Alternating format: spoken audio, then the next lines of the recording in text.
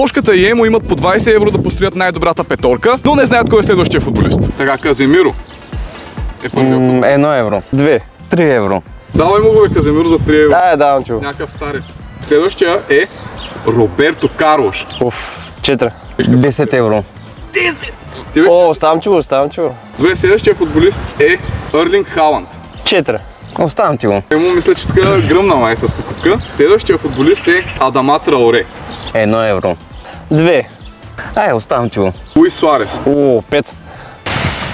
Оставам ти го. Добре. Мануел Нойер. 3. 4. Ще рискувам, ама 5. Оставам ти го. Това е добро. Андрес Иниеста. По принцип ми трябва защитник. Ще рискувам. 4. Ще даваш ли ти? Давам 5. Давам ти го. Следващия футболист е Мохамед Сала. Няма давам аз. Не му трябва реално. 1 евро давам. Взимай го. Салах за 1 евро, брат, добре. Следващия футболист е Давид Луис. 4. Давам ти го. Аз. Запомнихме отбора. Иска би ли парите? Да, иска би ги, да. Добре, Бошка, Да. за теб остава Борис Кариус. В коментарите напишете дали отбора на Бошката или на Емо е по-добър според вас.